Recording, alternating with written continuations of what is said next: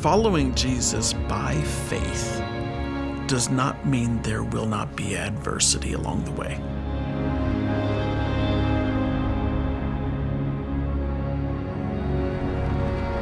When I was a teenager, my dad was walking across this country during a civil war. He wanted to see this next generation come out of the killing fields through the resurrection power of Jesus Christ. My dad met Pastor Sinai and Sombalai Puak. Their hearts were burning for the abandoned children of Cambodia.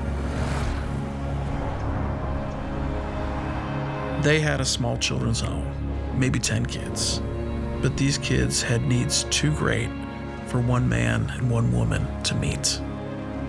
My dad felt their need. He made a commitment.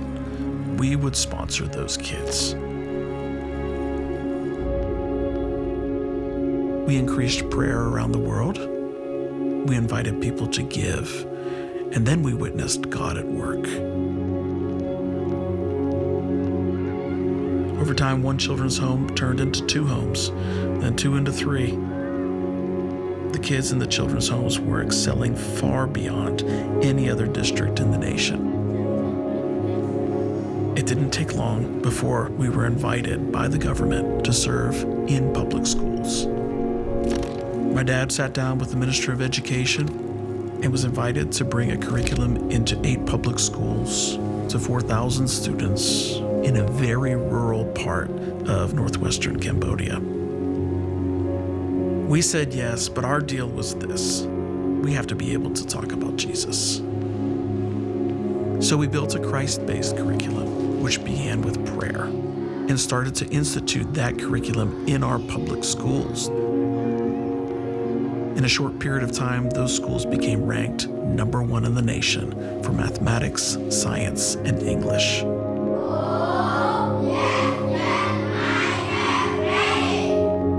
When our local teachers were asked, why is this so successful? They talked about Jesus. They talked about prayer. They talked about a spiritual change on their campuses. Soon enough, the government asked us to expand that work from 8 public schools to 488 public schools with 126,000 students. There were points in this journey where there were not enough funds to meet the needs. In those moments, I watched my dad and my mom taking all that they had and giving it away, trusting that God would provide, and I got to watch him provide. God knows what I need. I trust in God. Imagine 126,000 kids starting the day with the Lord's Prayer in public schools. Now you have to consider that Cambodia is a Buddhist nation with a communist economic system coming out of a civil war. Revival was happening in the nation of Cambodia, and only Christ could be praised. I'm here today, decades after my dad started prayer walking, and now I see the fruit of God's presence. I see hope for orphan and abandoned children. I see growth in economic development. I see excellence in education. I see needs being met through healthcare systems. I see Jesus Christ in the nation of Cambodia. I see Jesus in the nations.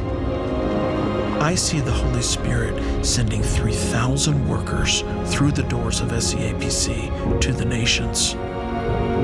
Many stories like God's work in Cambodia are just beginning to be written.